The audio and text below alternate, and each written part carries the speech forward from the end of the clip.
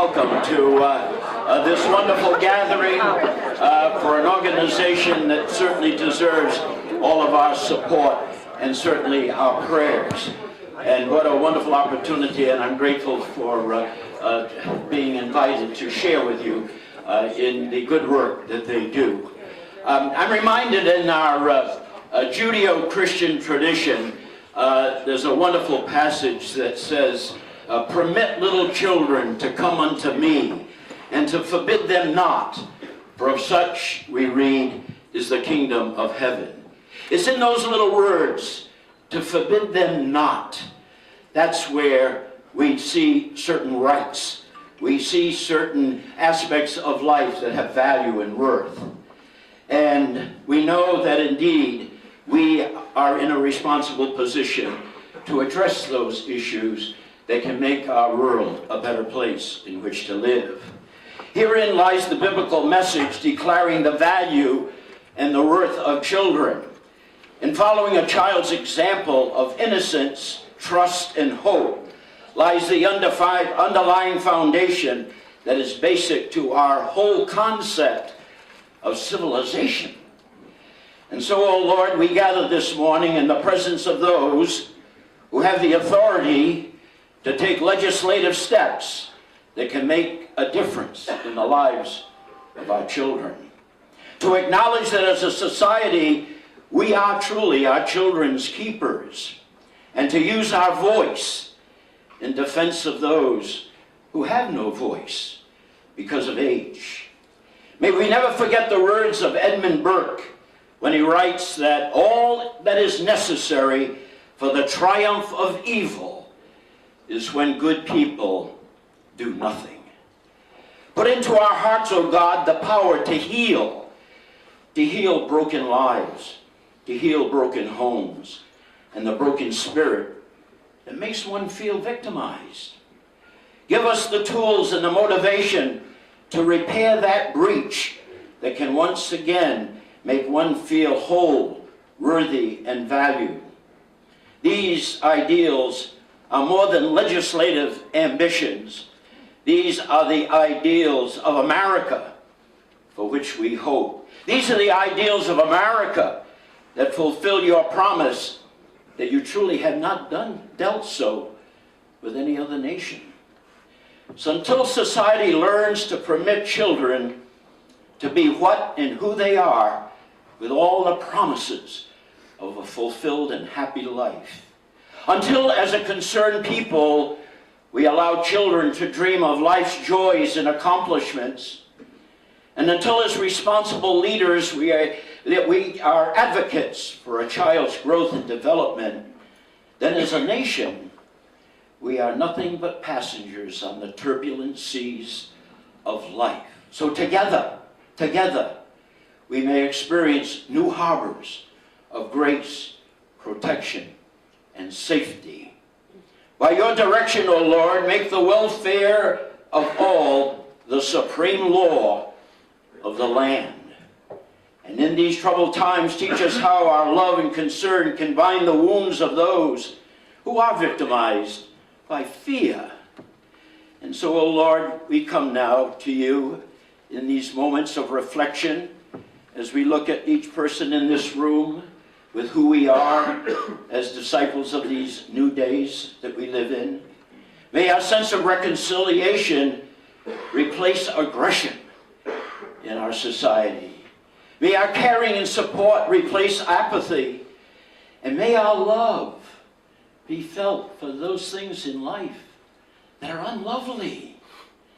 And as we are privileged to live in a nation where the voice of the people is still the determining factor in how we are governed, may our dependence upon you be the determining factor in how we live and move and have our being.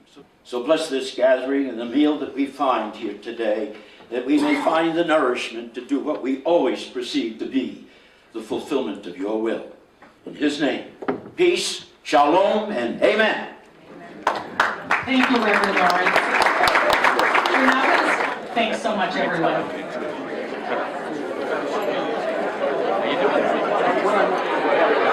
Yeah. So welcome again to our third annual legislative breakfast.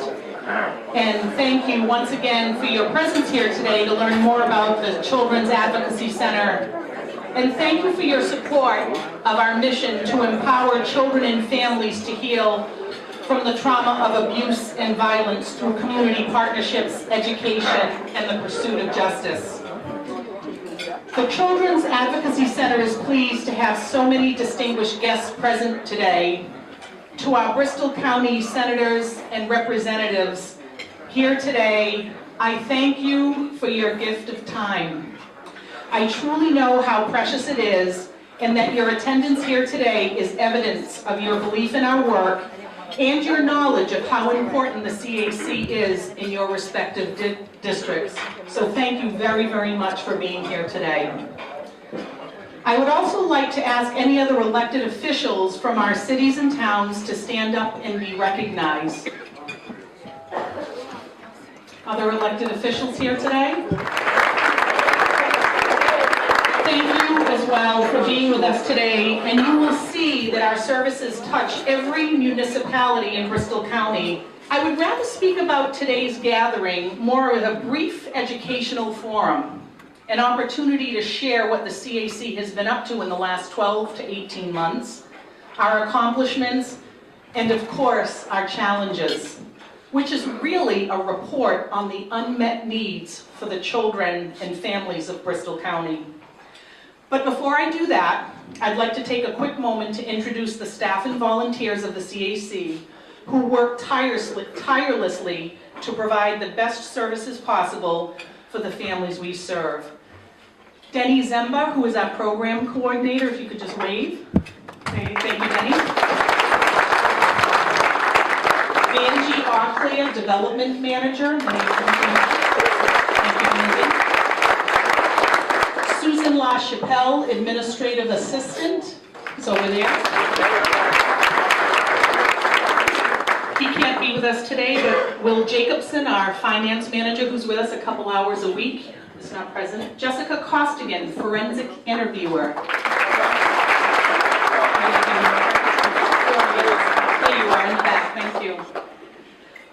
Due to a death in her family, Corey Coster, our mental health and service coordinator, is not able to be with us today, as well as Dolly Falcone. For anyone who's been to the center knows that she is our Citizen for Citizen senior aid volunteer and the best grandmother anyone could ever want as she greets all the kids and families each and every day at the center. And also, due to another death in her family, our pediatric sexual assault nurse examiner, Mildreen Tulise, is not able to be here today. I'd also like to take a moment to introduce volunteers who are with us each and every week offering their volunteerism and assistance. Debbie Sari, who's over here at our registration table. Debbie's a retired school guidance counselor and principal from our Bristol County school system who is now sharing her gift of volunteerism in retirement. Nicole Labossiere, who's with us. Nicole? And she comes to us from the BCC Work Study Program. Yasmin Kulababli from UMass. I might have butchered that last name, Yasmin, I apologize. Yasmin is a UMass Dartmouth student who learned about volunteer opportunities at the CAC through the Work and Serve job fair that we had a presence at back in the fall. So as you can see, we use a variety of community partnerships to help ensure we are always offering the best possible care and services for our families. We are the poster child for collaboration. There is much for the CAC to be proud of in our 6.5 short years of service. But before I get into the specifics of the CAC, I'd like to offer an opportunity to celebrate with one of our colleagues who is here today, spending his last day of his 32 years in law enforcement, serving the town of Dartmouth as police officer and sergeant. Could I ask Sergeant Alan Chip Shaw to be recognized and accept our gratitude for all your service and public safety.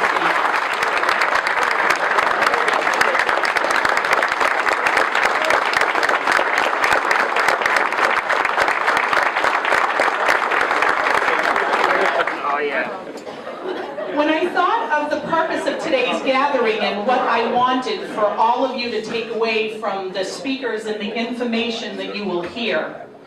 What kept coming back to me is, I want you to know that the Children's Advocacy Center of Bristol County is needed.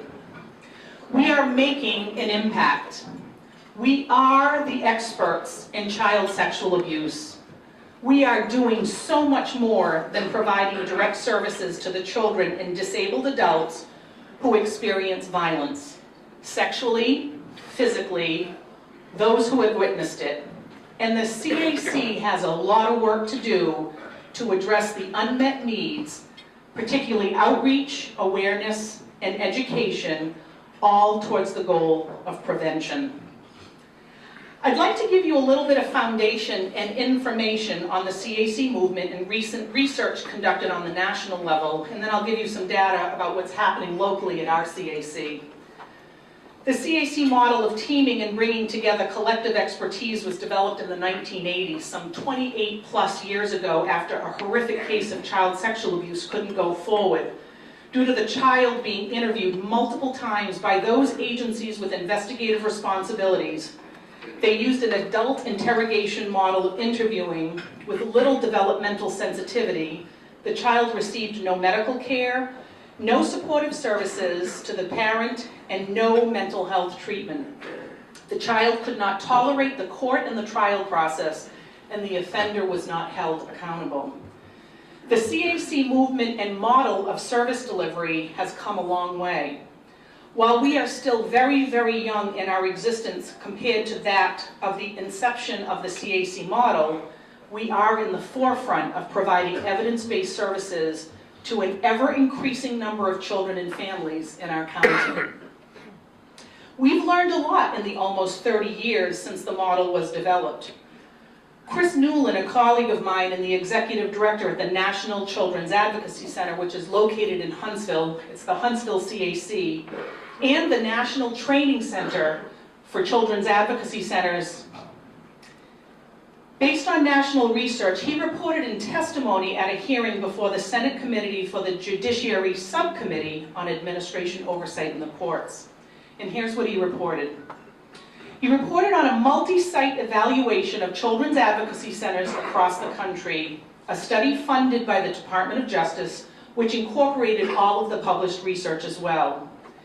It demonstrated improved coordinated service delivery, higher satisfaction ratings from clients and families, improved access to medical care, faster criminal charging decisions, and improved prosecution rates when using the CAC model. Further, the study found that the CAC model reduced duplication of services and actually saved approximately $1,000 per case, a 36% cost savings when compared to the traditional, less effective investigative methods. National outcomes are telling us that the CAC model is working on all levels. So here are some local statistics. In the 6.5 short years since the CAC opened its doors, we have served 2,447 families. This number represents a non-duplicated count of cases that have received direct services of the CAC, forensic interviewing, medical services, and case management or service coordination. This number does not count the numerous calls we get each month from community members and any and all kinds of professionals, parents looking for guidance on how to address a family crisis involving child protection, calls inquiring where to access help for emerging mental health challenges, guidance on filing 51As, and many, many other scenarios that have resulted in this agency serving as an information clearinghouse for the community access our expertise and knowledge. A couple of demographics of our population served. Of the almost 2,500 cases served, 65% are female and 35% male. 17% of our cases served range from age 0 to 4. 17% of our victims have not yet reached school age or have entered kindergarten. 29% ages 5 to 8, and these are children who are just entering kindergarten and are ranging through the 3rd and 4th grade. 23% ages 9 to 12, children typically in the 5th grade and entering the junior high or middle school ages. And ages 13 to 17 represent 30% of our work, and those are typically our 8th graders and high schoolers. Expertise, coordination, and teamwork. They are the very basis and premise that the CAC model is based on. All of our law enforcement and district attorney colleagues here today is a testament to our teamwork and the belief that the CAC is a vital partner for the coordination of the investigation, and more specifically the child forensic interviewing, medical services, and mental health connections. But our partnerships are far-reaching. They go beyond the necessary teamwork involved in the investigation. And in an effort to ensure that children who make disclosures, which we know happens more often in school than in any other location, we have partnered with many school districts throughout the county to train on best practices as a first responder, minimal facts interviews, mandated reporting, and important information on the myths and misnomers of child sexual abuse. I often say to educators that their own training was focused on how to teach adverbial phrases and the Pythagorean theorem. And it's not their average day when a student tells a friend that they are being sexually abused and that friend reports it to the teacher. While we have provided training to approximately 7 different school districts, because of limited resources, we have only begun to scratch the surface of reaching educators countywide. I have received much feedback that the training is very valuable and that every person in a school system should receive it. So there is much work to be done in this area. And I'd like to introduce Michaela Hetzler to share with you her experience in partnership with the CAC in this area.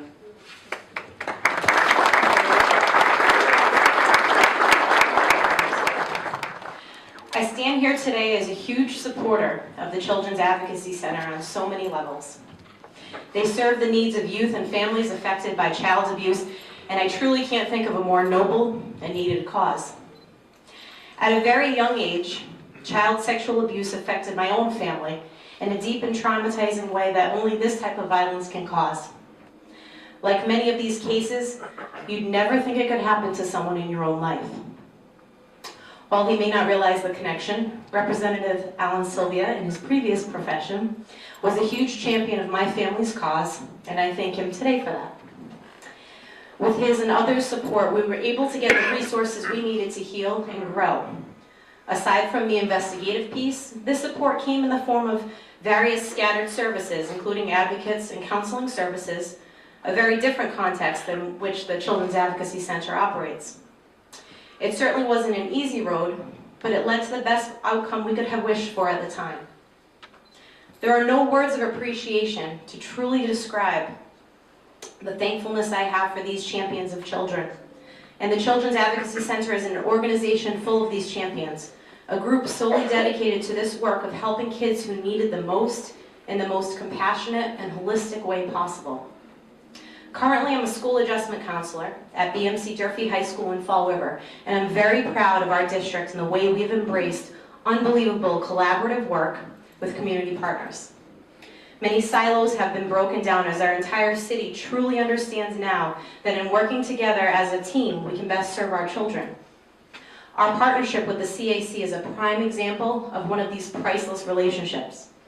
During the last 2 school years, they graciously offered a district-wide adjustment counselor professional development training, in addition to 2 additional trainings for my school's counselors and SRO.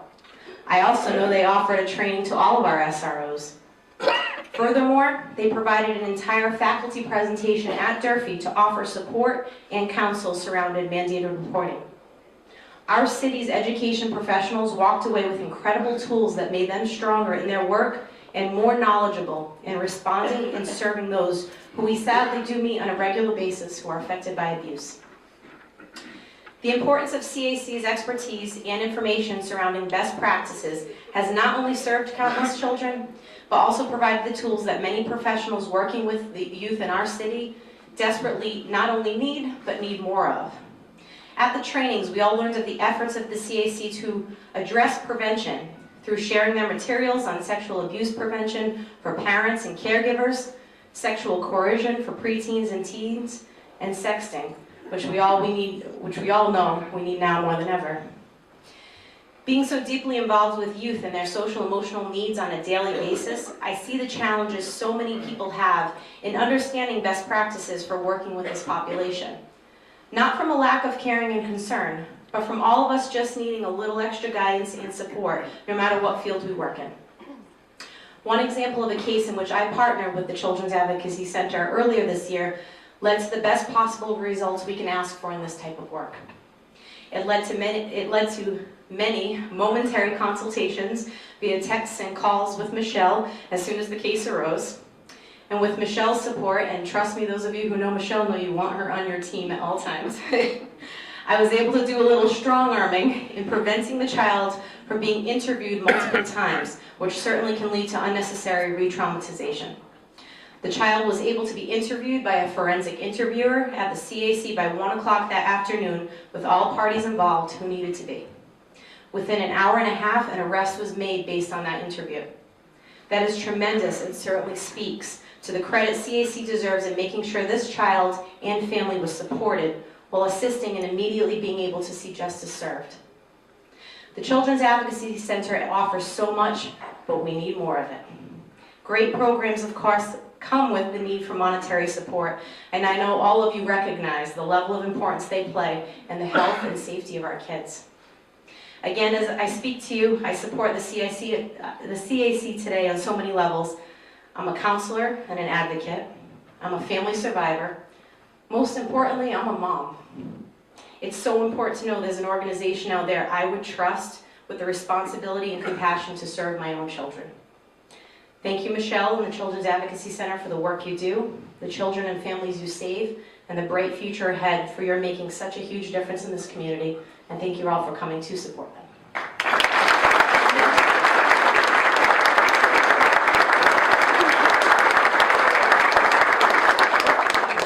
Again, another example of celebration of a really wonderful outcome in that case. The number of families that we served that I mentioned to you previously, 2,447, represents a 59% increase in the cases served at the CAC since we opened our doors in 2007. 59% more families served in fiscal year 2013 than that in fiscal year 2008. This screams for the need for prevention. Nationally, child abuse cost us $124 billion a year. The effects of child abuse and traumatic events in childhood is profoundly demonstrated in the ACEs, or Adverse Childhood Experiences study, conducted from 1995 to 1997 with more than 17,000 participants. This study is one of the largest investigations conducted by Kaiser Permanente, an insurance company on the West Coast, who partnered with the Center for Disease Control to assess the associations between childhood maltreatment and the health and well-being into adulthood. The self-reporting of one or more ACEs, or adverse childhood experiences, such as sexual abuse, physical neglect, emotional neglect, exposure to domestic violence, or substance abuse, was used to assess the total amount of stress during childhood and has demonstrated that as the number of ACEs, or adverse childhood experiences, increases, the risk for the following health problems increases: alcoholism and alcohol abuse, early onset of smoking resulting in COPD, depression, fetal death, health-related quality of life, illicit drug use, heart disease, increased risk for suicide, intimate partner violence, and the list goes on. We know it well. The study findings are clear, and certain experiences are major risk factors for the leading cause of illness and death, as well as poor quality of life in the U.S. And I quote from the study's findings, quote, "Progress in preventing and recovering from the nation's worst health and social outcomes is likely to benefit from an understanding that many of these problems arise as a consequence of adverse childhood experiences," unquote. This information has always driven the passion to address prevention. We have compelling research that is actionable, and now we have local statistics that continue to show the pervasive need for outreach, education, and prevention. Please help us make that a reality. The CAC has known from day one that prevention of traumatic experiences is the best effort towards a healthier society. However, we also quickly learned that we needed to do our part to address the necessary services for the ever-increasing population of children in our county who are victims in regard to their own treatment and need to help them in their journey to healing. The CAC learned through an informal assessment and through our efforts when we tried to refer children to clinics and mental health services for evidence-based treatment that there was a serious shortage of properly credentialed clinicians. Many of you have heard me use the analogy that if you and I had a cardiac problem, we would not seek treatment from a podiatrist. We feel strongly that the same requirements for training and expertise should apply to the services provided for children in behavioral and mental health. So I proudly share with you the impact we have had in the area of professional development for mental health clinics and clinicians throughout the county. Through the use of grant awards and fundraising support, the CAC, functioning in the capacity of a regional coordinating entity, has provided training to 150 participants representing 17 different clinics or practices spanning Attleboro to Fairhaven. We have also trained clinicians in agencies in Brockton due to the proximity to the children in our families, or our families in the northern part of the county, more so Easton, Norton, and Mansfield. This represents almost $28,000 in free training and professional development to our partners in the mental health field to ensure the children and families have access to evidence-based treatment. I recently spent the day at Yale New Haven Hospital shadowing doctors in the sexual abuse clinic, learning more about a newer treatment modality and services that will be the subject of our next training to be offered in the fall of this year. We are making an impact. So a few weeks back, I watched the news and saw a segment on the newly elected Boston Mayor, Marty Walsh, and he was speaking to his experience during a visit to Boston Medical Center, where he was learning about a program that helps families affected by violence, particularly homicide. And he challenged all listening to not only talk about challenges that we have, but to share the good stories, many of which you have heard from me today. And I share the good stories and the good outcomes with you. And I invite Sharon DaCosta, a CAC donor, a CAC champion, and a friend to share her success story.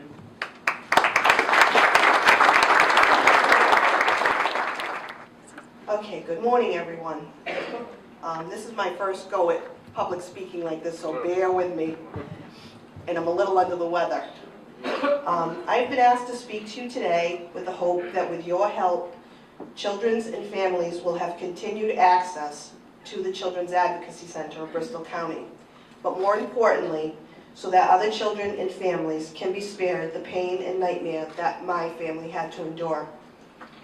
3.5 years ago, my beautiful 7-year-old niece, Emmy, was sexually abused. We were fortunate to be placed on a path that led us to the Children's Advocacy Center of Bristol County. On August 3rd, 2010, I received a call from my sister saying that she walked into her daughter's bedroom and witnessed her then boyfriend sexually abusing my niece. I can remember the phone call as clear as I stand in front of all of you today. It's a call that you never expect to get. You hear about these things every day, you read about them in the newspaper, and you see them on TV. You know the statistics, but you never truly think that you'll become part of the statistics. To complicate the situation further, my sister was 9 months pregnant with a little girl. The man who was molesting my niece was about to become a father to another little girl. Needless to say, this revelation about this man put my sister in a state of horror. After witnessing what had gone on, she immediately asked him to leave the home. She called a friend to be with her, and then her second call was to me. Now, by nature, I'm the type of person who likes to confront things head on. I'm a fixer, and I react quickly. And this is exactly what I went to do immediately. I knew the person that did this horrific act needed to be in jail. This was unknown territory for all of us, and we didn't know how to proceed. Fortunately for us, we had access to somebody who provided us the guidance we needed and put us on the path to the Children's Advocacy Center. At the same time, my sister contacted Emmy's pediatrician, and he also suggested for us to contact the CAC. As every case of reported sexual abuse, our case was placed in the hands of DCF and the Fairhaven Police. Detective Pam Bergall of the Fairhaven Police arranged for us to have our first visit with the CAC. When we arrived, things were very different when we were sent to the CAC. We didn't have Dolly to greet us. We were greeted by a forensic interviewer at the time. Emmy and I were brought into a waiting room where there were books, toys, and puzzles, and my sister went directly with the interviewer to discuss what she had witnessed and the procedure that occurs at the center. After talking to my sister, the forensic interviewer asked Emmy if it was all right to go and talk. Every step of the way, the wonderful people at the CAC made sure that we were informed as to what would happen as the process unfolded. Here is where I can't stress enough the need for the Children's Advocacy Center. Emmy was interviewed only once by one person in a place that wasn't scary or sterile. She did not feel threatened or scared at any time. She is a very brave little girl. The CAC brought all the appropriate authorities that needed to be involved directly to the center, and they observed the interview conducted by the forensic interviewer and Emmy from a separate room. She did not have to tell and relive her story or experience over and over. After the interview was completed, a medical exam was offered by the nurse who was part of the team assembled. Watching Emmy's interview, a medical exam was offered by the nurse who was part of the team assembled watching the interview process. Emmy was a trooper, but we had already been at the center for a couple of hours, and it was late in the afternoon, and my sister and I were emotionally drained. We made the decision, along with the team assembled, to come back the following morning so that Emmy could be examined by the Petty Sane nurse Ann at the time. I cannot begin to tell you the time and patience that Nurse Ann showed to my sister and Emmy. She explained in detail exactly what she would be doing every step of the exam, and she made sure Emmy was comfortable the entire time. The fact that the center is fortunate enough to have the medical equipment that is non-invasive to the children is so important after enduring such a violating experience. Following the medical exam, Emmy was allowed to play in the toy room again while we spoke with the CAC staff who reviewed the plan for Emmy and my sister to be connected with the appropriate services in the community. This is where the CAC shines as far as I'm concerned. The center provides the services not only to get you past the first 24 to 48 hours of your ordeal, they provide you with services far beyond. They immediately put my sister in touch with counselors who were trained to deal with children who were sexually abused. This was an integral part on the road to healing for Emmy and my sister.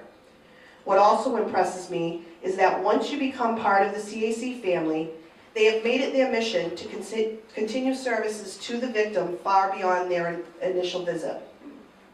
You will always have the opportunity to call them, and they will put you in touch with counseling services years after your ordeal. Since our time at the CAC, I have come to learn that all the services we received that day were provided by a center that was only funded with 24 hours per week nursing services and 1.6 CAC staff members. It was such an emotional experience, and I can remember the compassion of Michelle and thinking and telling her, how do you do this work every day? Words cannot express how grateful I am to the Children's Advocacy Center and the work that is done there. I always tell people, it's a place that you hope you never have to visit, but thank God it exists. Because of the phenomenal work of the CAC and a team of extraordinary professionals, I can stand before you and tell you that we were able to see the perpetrator who committed this heinous act convicted to 8 years in jail. Because of the services provided immediately by the center and receiving great counseling following her trauma, Emmy is now a 10-year-old thriving 5th grader who excels in school. She has many friends and is involved in many activities such as dance, Girl Scouting, and knitting. She is a great big sister, and she is one of the kindest souls and never ever has a bad word or negative thing to say about anybody. The prognosis is great, but we've also been told that Emmy may need to reconnect with services as she moves through different developmental stages throughout her life. I feel strongly that the CAC must always be a resource to provide Emmy and other victims of sexual abuse the specialized level of service needed to begin the healing process. Since my experience with the CAC, I've learned in depth more about the center and the limited staff and financial shortfalls that they as a nonprofit face. I have become a staunch supporter of the center. As a small business owner, my husband and I try to do as much as we can financially to make sure that the CAC is able to continue the work that they do. We attend fundraisers, ask our friends and family to attend fundraisers and functions, and we've rallied numerous colleagues to donate. Yet I never feel like I have done enough and always look for ways to continue to do more. That is why when I was asked to speak to you today, although I've never spoken in a public forum such as this one, I knew it was something that I had to do. I can't stress enough the importance of the Children's Advocacy Center and how crucial it was to our family and why it must always be a resource for children and families. Like I spoke to previously, I'm a fixer. When I see a problem, I want to take care of it. The fact that the CAC has faced tremendous financial struggles doesn't sit well with me. The safety and well-being of children need to be a priority for all of us here today. The statistics don't lie. Sexual abuse is an epidemic with a stigma. We look to you, our legislators, for support and to go to work and continue to assure that the CAC receives equitable and suitable funding to cover all of Bristol County.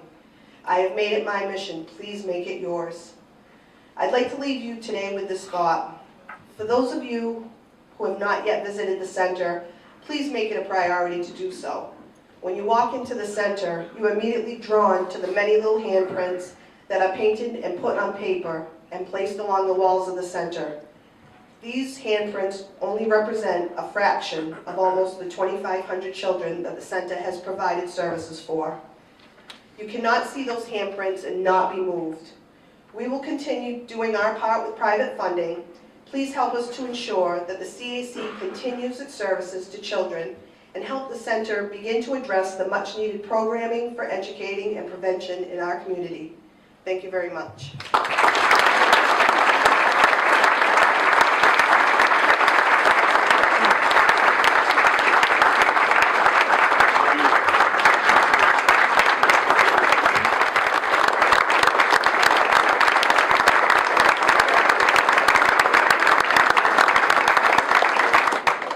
This room is filled with individuals who help us in so many ways. Whether your contribution has been monetary, through service, through volunteerism, by donating goods, through advocacy for best practices, or by spreading or promoting our mission, let me say again how much the children and families of our county benefit from all your support.